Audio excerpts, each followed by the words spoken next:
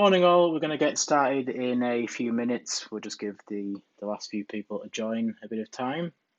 So we'll start in about 2 minutes.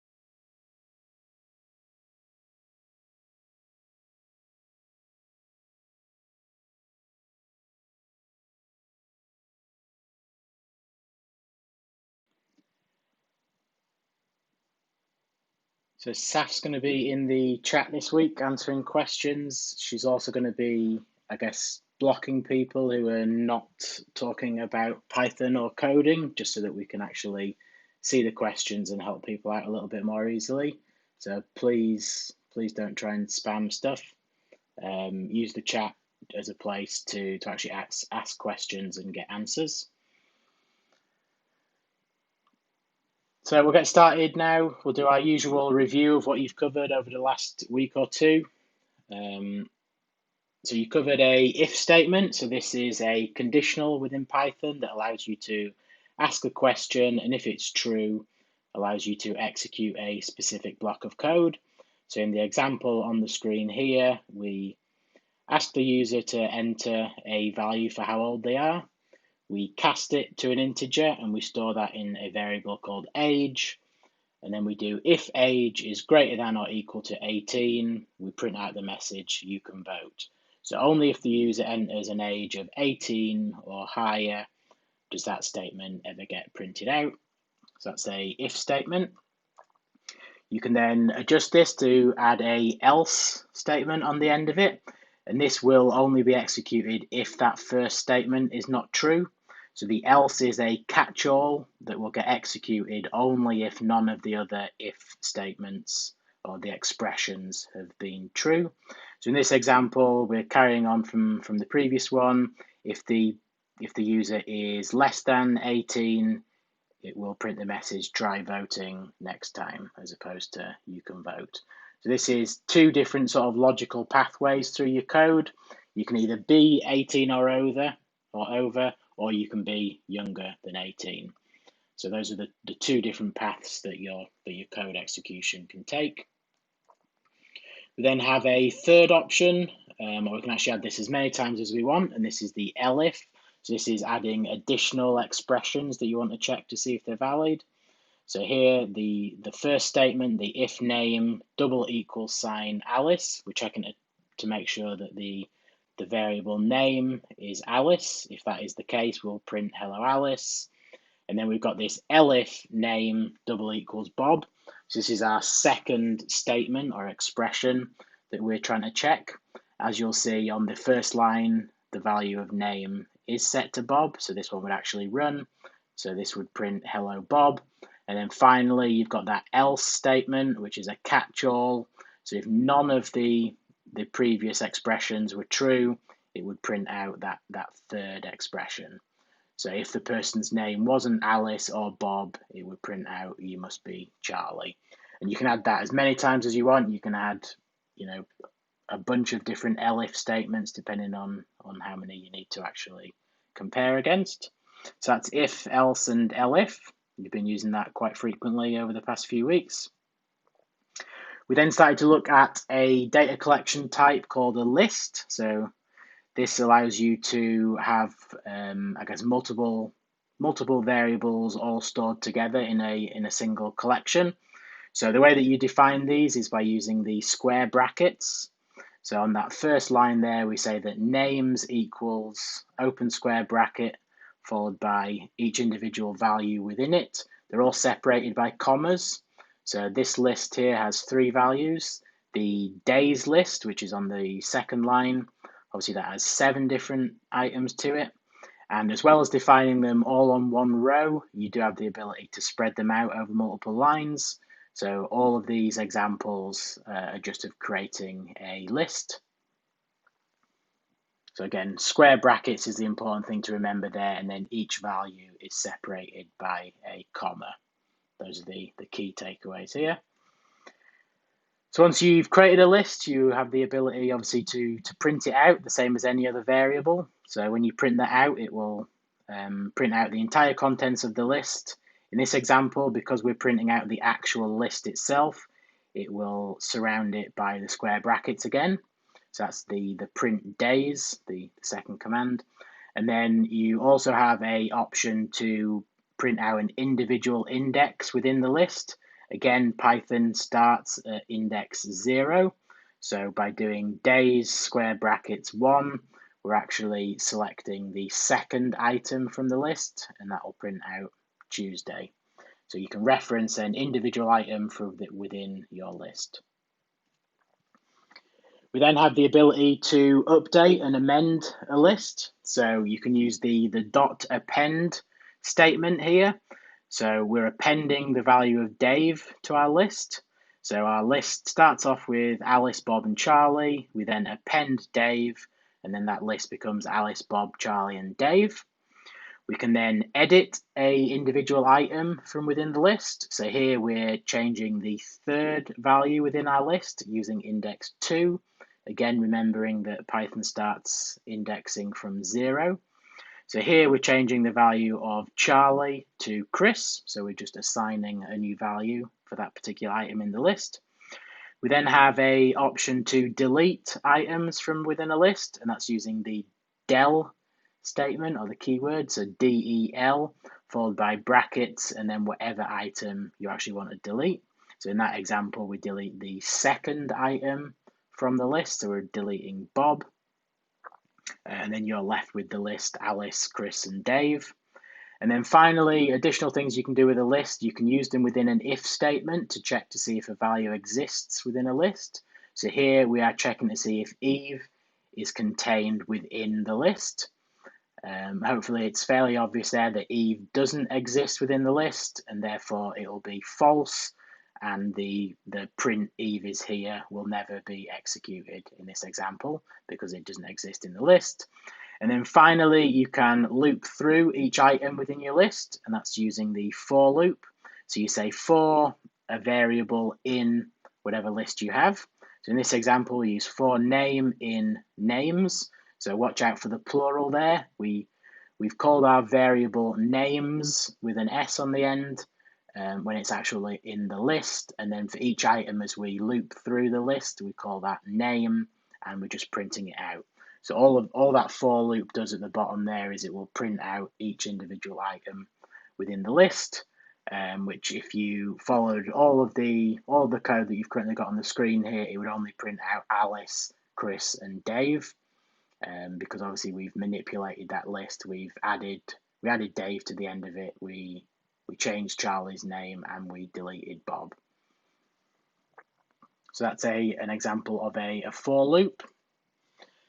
So looking at a for loop again in more detail here, we start off with a list and we can loop through it. So this is exactly what we just went through at the end of the last slide. So again, you're defining your list using square brackets. We have a plural name for our variable that contains a list, and then we loop through each individual time and we just print out the person's name.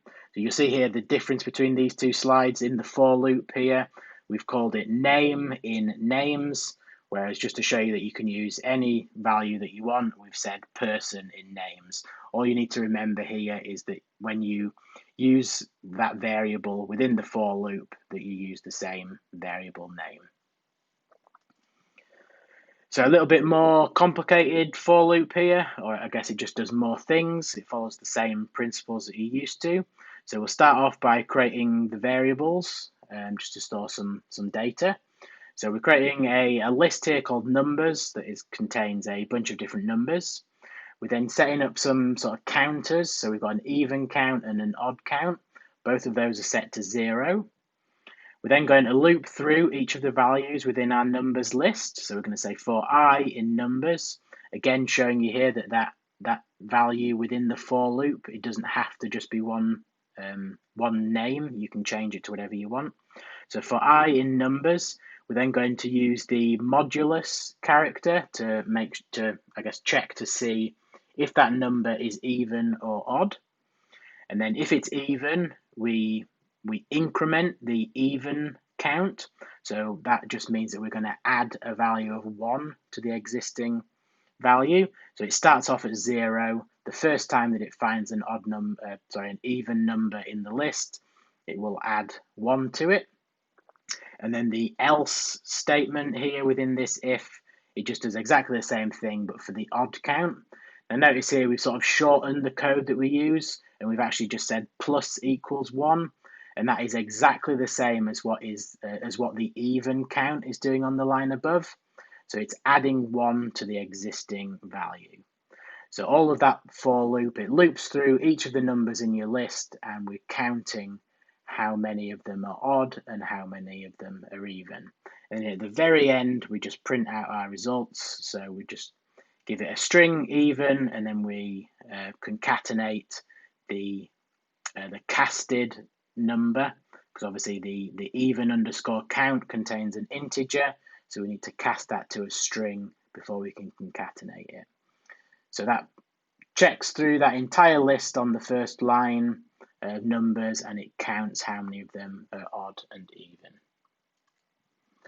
For loops, you can also loop through a string, so it's not just a list. So in this example here, we are looping through every single letter that is in our long word there, superfragicalisticexpialidocious, and then we are manipulating it slightly by making it uppercase. So we're using that dot upper statement here to each letter to make it uppercase. So that will print out each of the letters of the word in uppercase. So again, just getting you around this idea that you don't have to just use a for loop within a list. You can also do that as a string. And as we go over in future weeks, you'll see how else you can use it as well. So another example here, we're going to go through the vowels this time. So I've created a variable called vowels, which is going to contain a list of every single vowel. So A, E, I, O, U. And then what we're going to do is we're going to take the same example from that previous slide, and we're going to go through each of the letters of this word. But we're also making it lowercase at the same time. So we do the dot lower on the end of the string. That means that everything in that string will be lowercase. As you can see here, I've sort of added in more uppercase letters randomly throughout. So we go through that each time we go through the loop here, we go through each letter and it's lowercase, and then we're using if letter in vowels. So we're checking now to see if the letter is contained within the list of vowels that we declared above. And if it is a vowel, we're going to print that out in uppercase. And if it's a consonant, we'll print it out in lowercase. So again, just showing you different examples of how you can do things here. And this shows you how you can use that if statement to check to see if a value exists within a list. And this is very useful when you're trying to compare a value with multiple other values. So obviously that list of vowels there, you could change that to be, the letters, the first 13 letters of the alphabet maybe.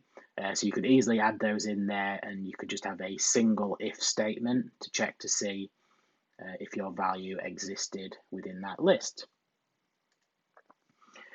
We then looked at this idea of ranges. So the range statement here allows you to create a list of values, a list of number values, I guess. So range 10 will give you the values from 0 to 9. So again, Python starts off at 0. If you do range 1, 5, it will start at number 1, but it will go up to, but not including, the number 5. So in that example, it gives you 1, 2, 3, and 4.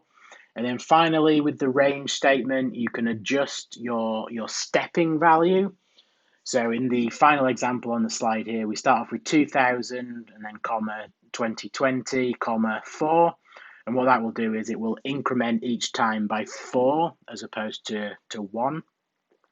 So the result in that is 2000, 2004, 2008, 2012, 2016. Again, remember that it's up to but not including, which is why it doesn't include the 2020 in there. If you did want that list of numbers to contain 2020, you'd have to change that to be 2021. That's just one thing to know. And ranges, we often use them within the for loop so that you can go through a fixed number of times.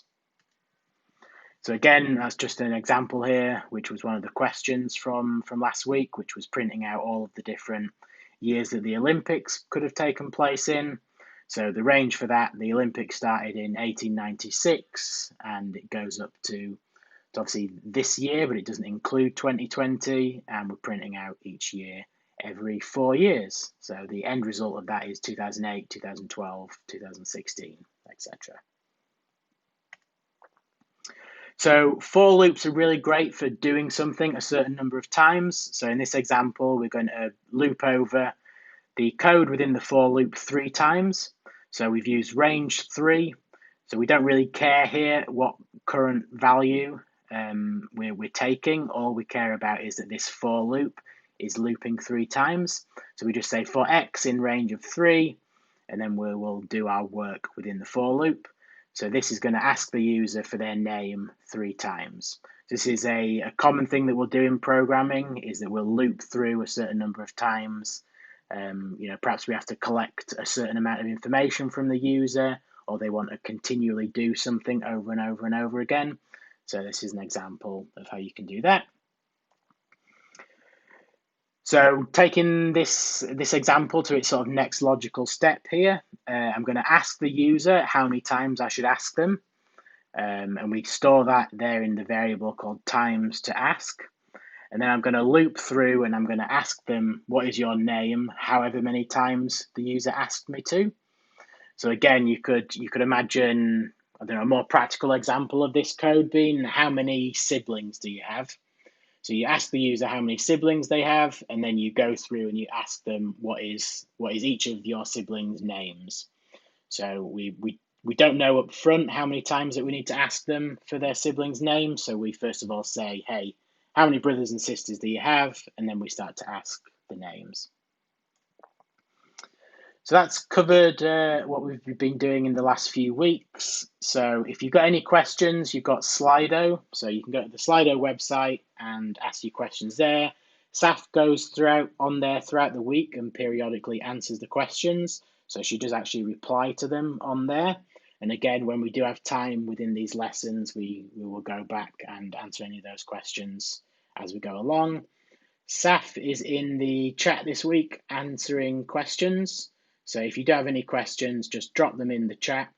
You can tag IHF code in there, and then we will respond to you in real time. And then if I see any as I go along, I will also try and answer them in the video here. Okay, so we'll move on to this week's lesson, and we're going to start by looking at modules. And what modules allow you to do is import other programmers' code. So we have this idea in programming that we don't like to reinvent the wheel. So if somebody else has already written the code that we want to use, we like to use that as opposed to starting from scratch and having to write it ourselves. And modules allow us to do this. So the first thing that you always have to do when using a module is to import it. So the 2 modules that we're going to look at in today's lesson are, the first one's called the random module, and the second is the math module. So hopefully the names give you a rough idea about what each of them might do. So the random module allows you to do or create random numbers and values. And then the math module allows you to do some sort of more in-depth mathematical equations. That's what we'll do. So the important thing here to note is that when we import these modules, we use the import keyword followed by the name of the module. So here we use import random, and that will import the entire random module. And if we only want to import a specific part of a module, we can use the second line here, which is from math. So that's from the name of the module, I want to import a specific statement from within that. So again, don't worry too much. We will go through and show you examples of how to use this. So this is the basic format of how you would do this with any other modules. So you can search Google and find out other Python modules that are available. So you can start to extend your code using other developers' code. And this is how you would then import it into your program. So again, import, etc. So let's take a look at the random module and how you import it and how you use it. So we always start off with this import random. So that tells our code that we want to import this module. So that always needs to be at the top of your code whenever you're using the random module. If you try and reference some of the code from within the random module and you've not imported it, you'll get a squiggly red underline within the REPL editor.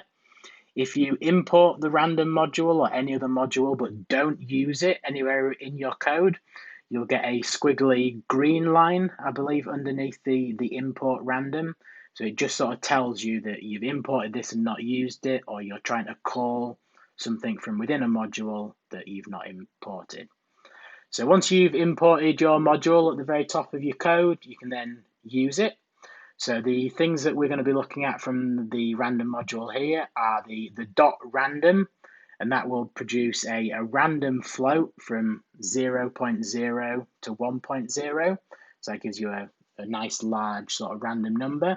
So if you wanted this as a whole number, obviously you could multiply it by 100, 1,000, etc. To make that into a bigger number. You could do different things with that. So I guess the syntax for that is random.random. So it's random because it's in the random library, and then the dot random on the end is the statement that you're calling.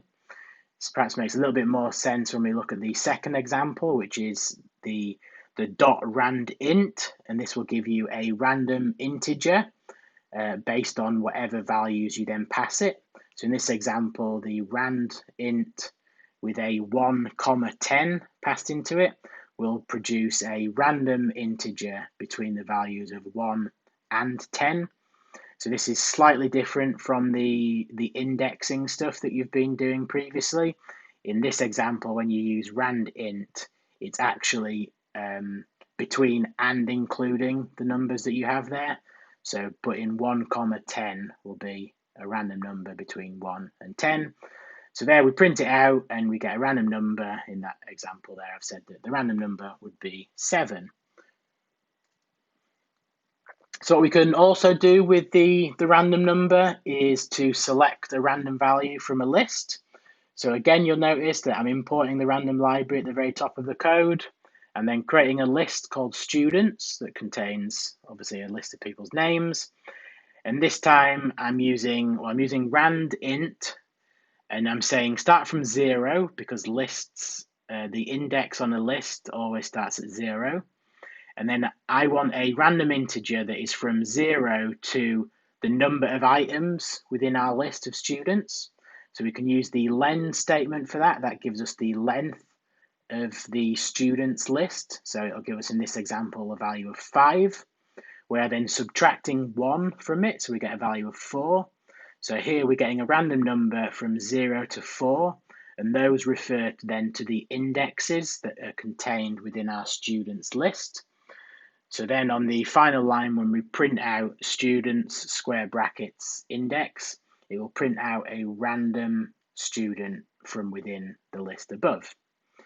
So that's a sort of long way that you can pick a random value from a list, but it's good practice for you to understand that and know how it's done. And the random module actually has another statement that allows us to do this all in a single line, and that is the dot choice option. So with dot choice, you pass it in a list, and it will just then return a random choice from it. So it's aptly named. So again, it's random.choice followed by whatever list you want to do, and that will just return each time a random value from that list. So that's the random module. Now we're going to take a quick look at the math module. So this allows us to do maths. So again, you'll notice here that I guess Python is American based, which is why we use math as opposed to maths. So within the math module here, this time we're importing specific statements from within it. So I'm importing two statements, one called floor and one called ceil. So what these are short for obviously floor and ceiling. And what these allow you to do is round basically down or up. So if you look at the floor example here, when I use it on 3.2, it will return 3. So it takes off all of the decimal places after and rounds it down to the nearest whole integer. So when I do floor on 9.9, you'll see it's not like you're rounding up in everyday maths where that would become 10. You are taking it to the floor of whatever the integer value would be. So that takes it down to 9. And then ceil does the opposite of that. So it takes it to the ceiling. So 3.2 becomes 4 and 9.99 rounds up to 10. So those are the two, I guess, statements here that we're going to be using in the questions today from the maths module, or the math module, floor and ceil. So we're now going to look at another type of loop. So we've already looked at a for loop, and now we're going to look at a second loop called a while loop. So a for loop allowed you to rotate over a list of items, so a known list, and a while loop will allow you to continually loop over something until a statement changes from true to false. So a basic example of this here is we're going to continue to loop over something until the user enters a value. So we start off here by setting a variable called guess, and we set it to the value of none. So it's a completely blank item. And then within the while loop, we say while, and then we pass it an expression. So we put in here while guess does not equal 4. So whilst whatever is in the variable guess does not equal an integer of 4, this while loop will continue to loop over. So again, notice here it's similar to a for loop in that everything that is to be run within the while loop is indented below. So anything that's indented at that level will be run as part of that while loop. So inside the while loop, we ask the user to enter a number, we cast it to be an integer, and then we store it into that variable called guess. And then once Python has run everything that's inside that while loop, it will go back to the start of the while loop and execute that expression again. So it will check to see if the variable guess doesn't equal 4. So when this first runs, if you input the number 1, it would loop back through again and it would say while 1 does not equal 4, which obviously is true, it doesn't equal 4. It will then loop through again, and if you enter the number 2, the while loop will start again from the top, and this time it'll be while 2 does not equal 4, which is also a true statement, so it'll run again. Then if you finally put in the number 4, it will execute again, and this time 4 does not equal 4. That is a false statement, and therefore the while loop stops executing, and code will continue on the following lines after the while loop. So again, just a general overview of what a while loop looks like. So it's the keyword while, followed by a space, followed by whatever condition or expression that you're actually running. And if that condition is true, it will execute the loop. If it's false, it will break out of the loop and it will stop running. So if the first time you ever run a while loop, the condition is false, the code will never ever be run. If it's true the first time, it'll be run once, and then if it's false the second time, obviously it won't get run again. So that's the difference there between a while and a for loop. So some examples of where we might use a while loop or how you can use it compared to a for loop. So we've got a variable here called times in loop, and we set that to be 0. And then while times in loop is less than or equal to 10, it's going to execute this loop. And you'll see that at the bottom of this loop, inside the while loop, so again, everything's indented, we increment the value of times in loop. So when it first starts, that is 0. After the first loop of the while statement, it will become 1, then it'll become 2, then it'll become 3, then it'll become 4. Each time it loops through until finally the expression while times in loop is less than or equal to 10 is false, and then it will stop running. So in this example, it prints out, obviously it'll loop through 10 individual times. So that's basically repeating what you could do with a for loop, but it shows you just an example of how you do it in a while loop. So that loops over that code and runs the same piece of code 10 times. So another example here, so while x equals 1, x equals 1, and then while x is less than or equal to 100, we're going to print out the value of x. So we're actually using the value of x here, and we're going to print that. We'll print out, obviously, the numbers 1 to 100. So again, you could easily do that in a for loop using a range statement as well. And here, in fact, we show you the difference between the two different methods. So as you can see, the while loop at the top, that's 4 lines long, whereas the for loop is 2 lines long. Both of these do exactly the same thing. So it's down to, I guess, your preference as to which that you like better. Personally, I would go with the for loop just because it's a little bit simpler. There's less lines of code to maintain, etc.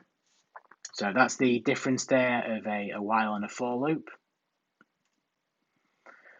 So another thing we can do with a while loop here is obviously the expression or the condition that we're checking can be multiple things. So just as we did with a if statement, we can use the and, or not keywords. So here we're saying that age equals -1, and I basically want to keep asking the user to enter their age until they enter what I'm going to class as a sensible value. So I don't want anybody's age to be less than 0, and I don't really want anybody's age to be greater than 130, because I think the likelihood of people entering those values are very slim. So here, this is some sort of validation around what a user is entering. So I'm continually ask them until they give me a value that I'm sort of happy with. So you can imagine yourself doing some sort of validation for this. If someone was entering, I don't know, say maybe a phone number or a number of items in a shopping cart, perhaps it's unlikely that somebody wants to ever buy more than, I don't know, 100 items or 100 of the same item within a shopping cart. You don't want to allow them to do that. So you can keep on asking them to enter a number that you allow. So that allows you to do some validation and keep asking the question until you're happy with the answer. So we're now going to look at shorthand arithmetic. So you've seen us do this on some of the questions just prior to this. And all that shorthand arithmetic is instead of saying that number equals number plus a value, you can shorten that to say, plus equals or minus equals or multiply equals. And that just takes the value that exists in the variable already and carries out whatever the operation is here. So if we start off with the number 3 and then we do number plus equals 5, that variable now contains the value of 8 because we just added 5 to 3. We then do number minus equals 2. All that's doing is then subtracting 2 from the existing number. So that takes us down to 6. You can multiply that. So if you did a star equals, that would multiply the value of, or the existing value of 6. And in this example, we're timesing it by 4. So that gets us to 24. You can then divide it. So a / equals, 2 in this example, so that then divides it in half, so we end up with 12. And then the final example here, we are doing the exponent, so we're doing 2 stars equals, and then we are squaring the number, so 12 times 12 equals 144. And this just reduces the amount of code that you have to put. You no longer have to do that number equals number plus something, etc. So this allows you just to quickly do a bit of arithmetic. So examples, I guess, of where you can use that. So in the times in loop example that we've used previously, so the commented out line here within the while loop, the times in loop equals times in loop plus 1. So that's a longhand way of adding or incrementing a 1 to a value. Whereas we can replace that now with times in loop plus equals 1, and that will just add 1 to it each time. So as a practical example of where you use this shorthand arithmetic. So one subject that we need to cover when talking about while loops are infinite loops. So since a while loop will continue going, it'll continue running over and over and over and over again until that expression is false. So that means that if you get into a case where you forget to change that expression to be false, it will loop forever, and we call this in programming an infinite loop. So sometimes you might want that, however, most of the times you don't. So in this example, we're going to say while true, and that will produce a while loop that will always run. So the example code on this slide here will just continuously print hello. It will never ever stop. It will never break out of this loop because that while true is always true. So that expression is always true. So it'll loop through forever.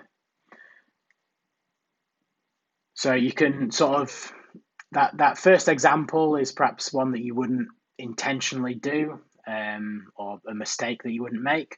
So this is a more apt example of where you might accidentally cause an infinite loop. So here we've got our variable called times in loop, and we're setting that to be 0. But then we're saying that while times in loop is greater than or equal to 0, and then within that while loop, we're then going to increment that variable each time by 1. But you'll notice here that the expression is times in loop is greater than or equal to 0, and that will always be true. We probably meant here something different for our expression. So again, that would loop through. So it's just a word of warning that when you're doing a while loop, make sure that your condition or the expression that you're checking is valid and you don't get caught in this infinite loop. If you do get caught in an infinite loop, and sometimes this is beneficial, so if you want to do something forever and have the user, say, cancel out of it by taking some sort of action, we have the ability to do this with something called a break statement. So a break statement is literally just the keyword break. And as soon as Python sees that, it will break out of the existing loop. So going back to our first example here of the while true, that is a loop that will continue executing over and over and over again forever. However, in this example, because we're using the break keyword, as soon as Python executes that line, it'll break out of the loop. So this example will actually only print out hello once. Then it hits the break, and then it comes out of the while loop. So again, a more practical example of where you might do this. So following on from our second example of this times in loop. So the while statement is times in loop is greater than or equal to 0. So that's gonna loop through basically forever. However, at the bottom of the while loop, we have an if statement where we are checking the value of times in loop. And if it is greater than 100, we then break out of the while loop.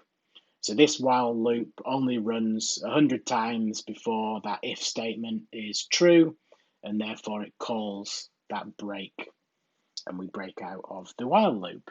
So again, that's a more practical example of perhaps you want You want to give the user the impression that they can do things as many times as they want, but in actuality, you're limiting them to 100, obviously, or some suitable value that you think that they would never get up to. So a break statement doesn't only work within a while loop, it will also work inside of a for loop. So in this example, we have a for x in range of 1 to 101. So again, that would be x would loop through 100 times, and then we're printing out the value of hello. But here, again, we're calling break. So the first time that this runs, Python sees the break statement, and it will exit out of that loop. So this for statement will only ever be run once. So again, that break keyword can be used in both a while loop and a for loop.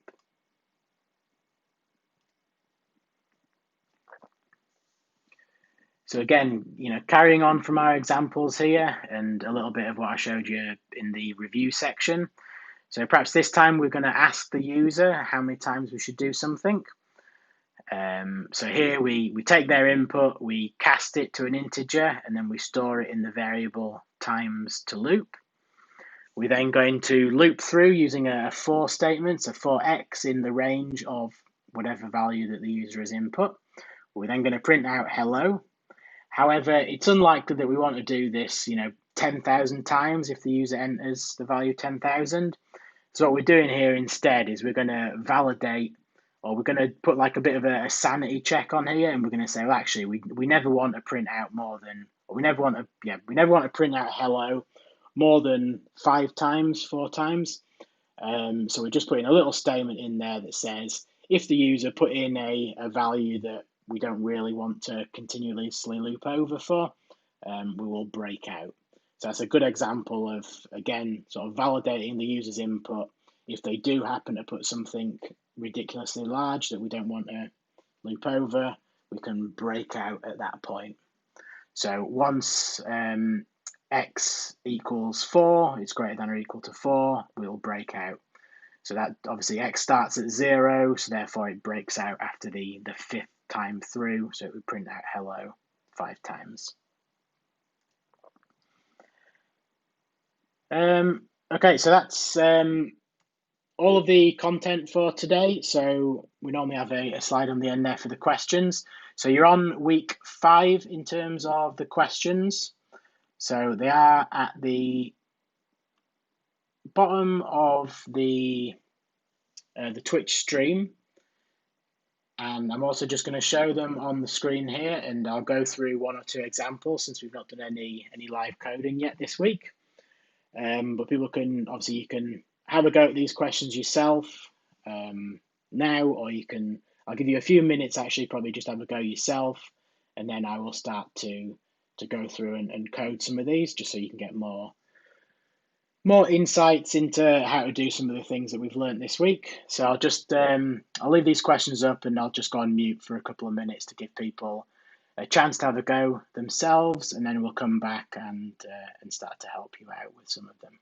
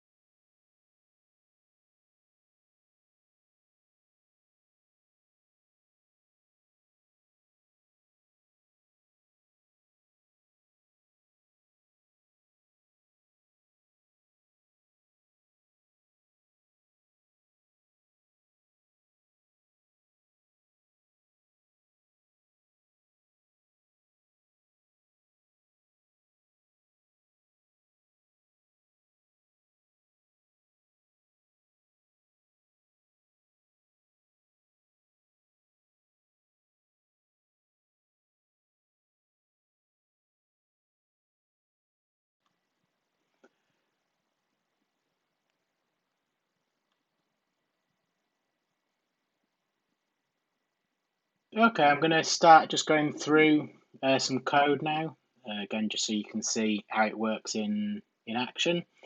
Again, feel free to carry on answering the questions or listen to me in the background. Again, you can obviously rewatch this video after if you miss anything. So the first example we're going to go through is I'm just going to show you how to use the random module. So as we kept saying, the first thing we always need to do is import it.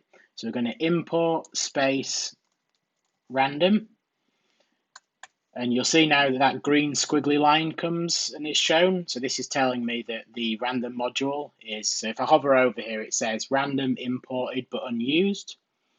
So that's just informing me there that I've imported a library and it's not been used. So the simplest way to use the statements within the random is we're going to use the rand int. So I'm just going to print out the result of, so random.rand int, and I'm just going to put in a value of 1 and 10. So when I run that code, we'll see what happens. So that's giving me the number 4 as an output. I'm going to run it again. That's giving me the value of 9.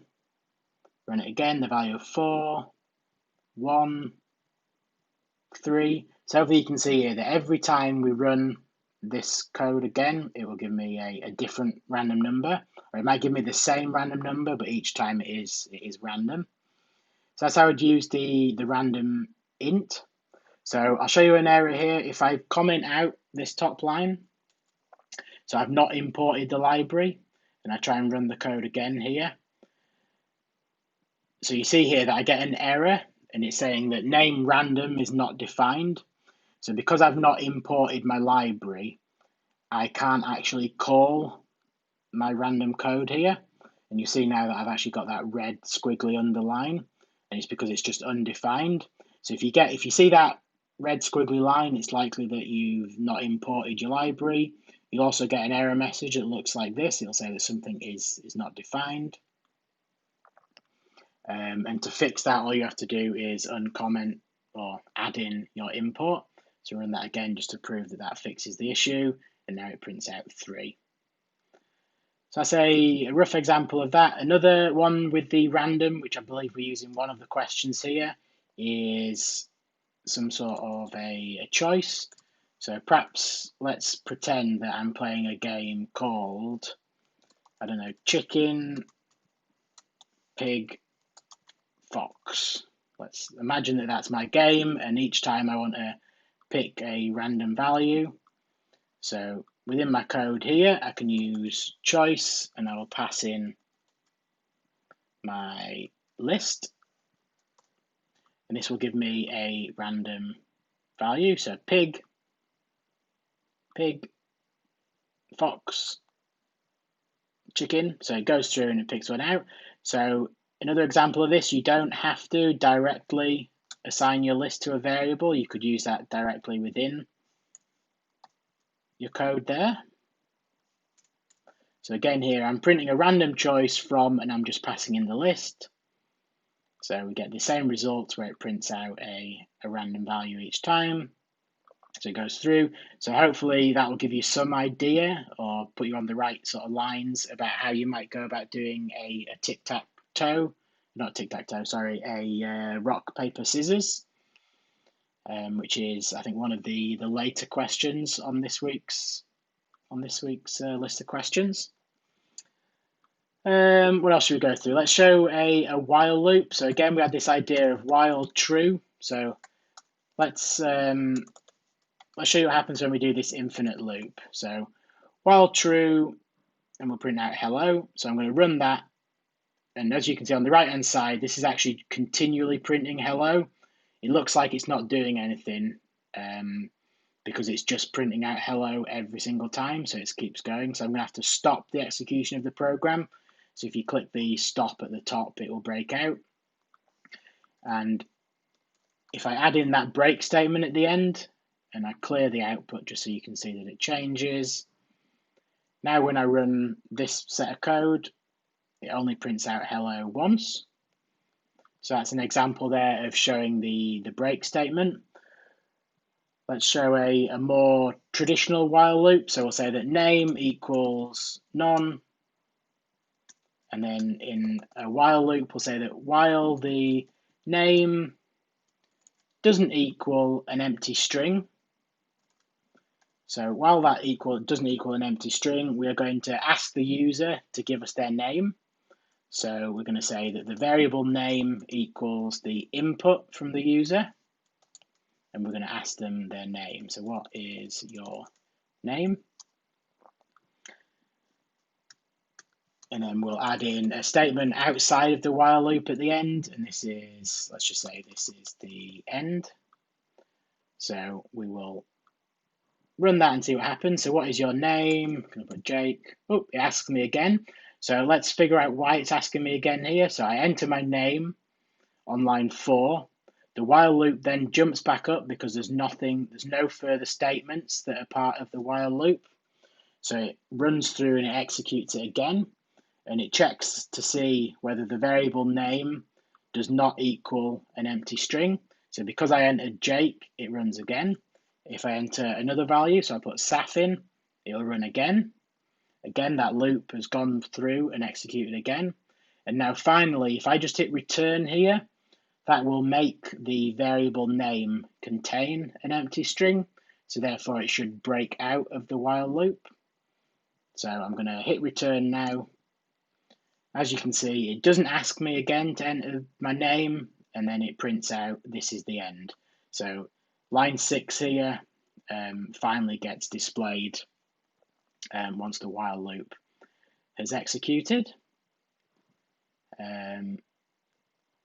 So those are the examples of how to use that. I guess we've not shown. Let me perhaps have a look at the questions. Are there any questions that are confusing people that I could perhaps go through? So let's have a look at question 2. Keep asking the users to enter a number until they enter the number 7 and then print wow, lucky number 7. So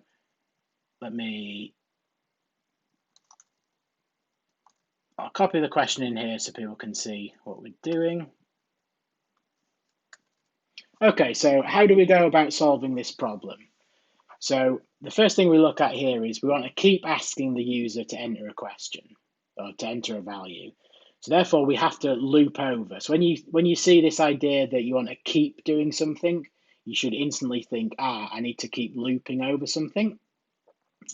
So here we want you to use a while loop. You could do it with a for loop. However, a for loop would stop after a certain number of times. So perhaps I'll show you that in a moment, how it differs.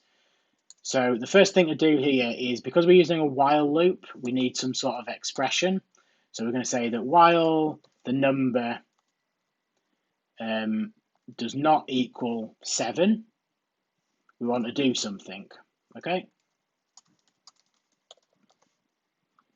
Okay, so while we've got that, you should be sort of hopefully noticing here, we've not defined what number is. So in order for our while loop to actually start to run, we first of all need to declare a variable called number, and we'll just give that the value of, let's say 0. Okay. So then we're going to loop through and do something. So at the moment here, we've actually got an infinite loop if we don't do anything. Because we never change the variable number, it's never going to equal 7. So here we have to be certain to ask the user or to do something that allows the variable number to actually change. So here we're going to ask the user. So we're going to say that number equals an input from the user, enter a number, and we're going to store that in there. So one thing that we need to watch out for here, every time you use the input statement, it returns a string. And what we're comparing against as part of this expression up here is that it's actually an integer of 7. So we need to make sure that we cast this value to be an integer. Okay, so let's step through our code here. So we're declaring a number and it's equal to 0. We then say that while number doesn't equal 7, keep asking for a input from the user. So we should be able to run that now and it won't cause any errors, I don't think.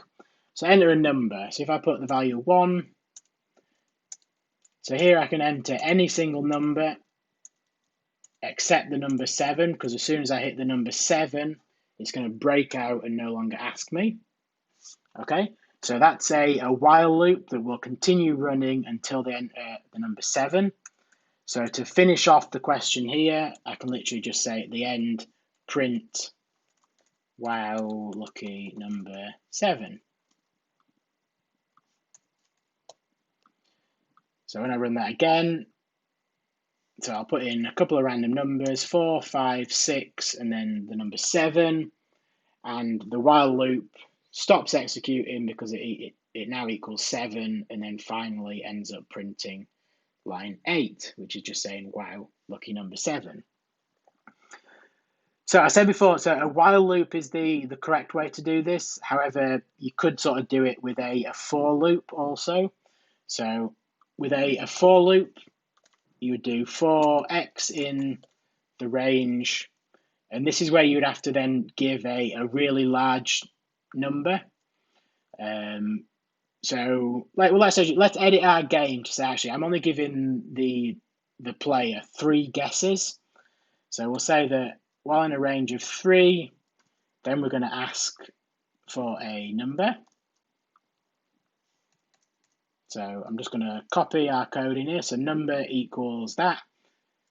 So the user enters the number, and then we're going to do a check to see if the number has been entered correctly. So we're going to say that if number equals 7, then you're going to print out your lucky number 7. And because we don't want this for loop to continue if you get the right number, we could put in a statement there. Let me just run it first as an example. So we'll run that. I'll say 1, 2, 3, program ends. So I've had my 3 guesses and I've ended. So that, I guess, is good. We've limited the number of guesses. So I'll run it again, and this time I'll get the correct answer. So I'll say 6 and then 7. So when I entered the number 7 there, this if statement has been executed. So therefore we display the message, wow, lucky number 7. However, because we've still got 1 loop left in our for loop, it's asked me to enter it again, which isn't ideal because I've already guessed the number. So I'll just enter another value and run it, and then it finishes executing. So what I can do here is to use the break statement. So after I've guessed the correct number, if I break, I will break out of that loop and the program will stop running. So we'll run that again. So enter a number, I'll do 6. I didn't get it right. Enter the number now 7. I'll get it right this time. Run that, it says, wow, lucky number 7, and the program finishes executing. So there I've limited the number of guesses to 3. So on the first example, using that while loop, obviously the user could continually guess for things.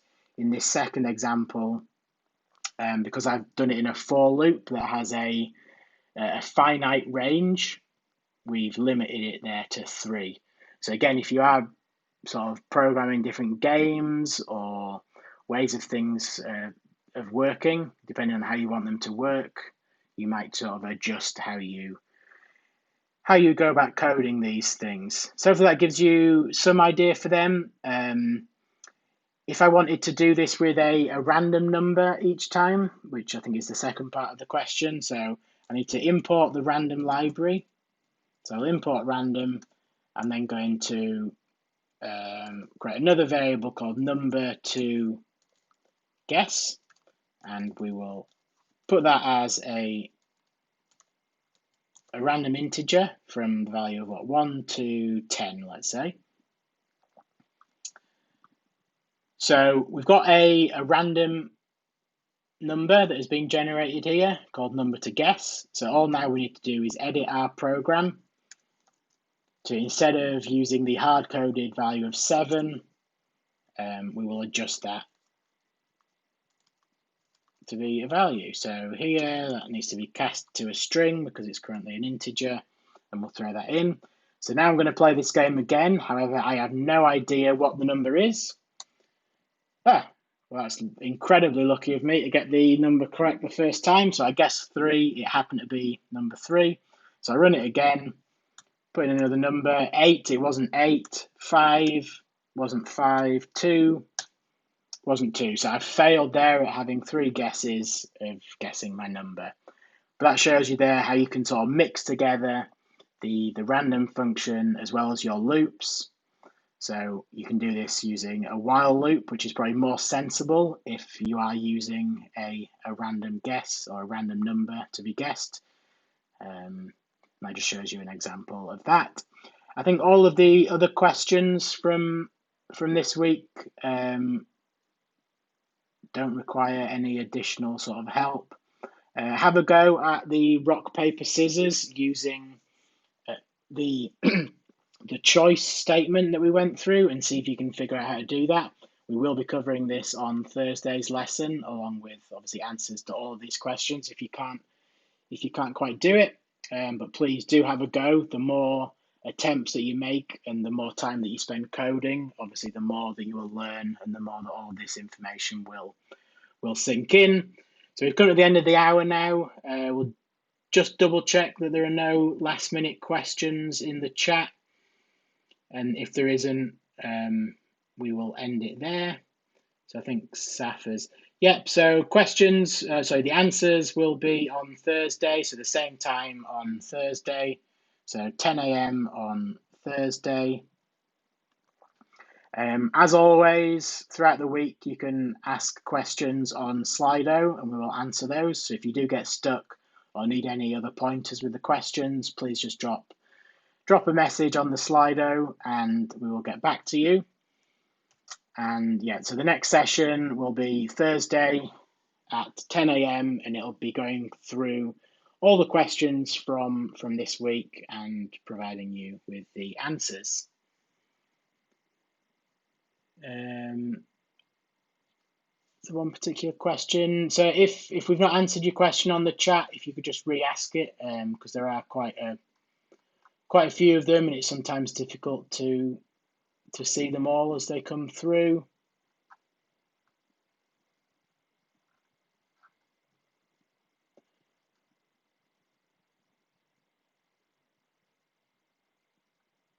Question.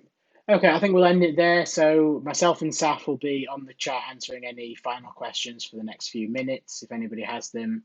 But if not, we'll obviously go through all of these answers on Thursday. Remember that you can watch all of these videos back at your own pace on both the Twitch channel and YouTube. So there is a YouTube playlist of all these videos. The links are down below. So go through, you can obviously pause and go through each of the different sections that we've gone through. If you missed anything or if it was going too fast, do that as many times as you want until you understand everything. All the questions are also listed on the YouTube videos. So it's quite an easy way to sort of go through each lesson and have a go at all the questions again. Feel free to share this with anybody else, so any of your family, friends, anyone that you might know who wants to learn programming, or at least give it a go. I think you probably have enough knowledge yourself now to start teaching them. So you could start teaching, siblings or your parents or your kids or whatever. So feel free to do that. Use this material with them. If there are no further questions, we will see you all on Thursday at the same time, same place. So thanks a lot. Enjoy your week and please have a go at all the questions if you can.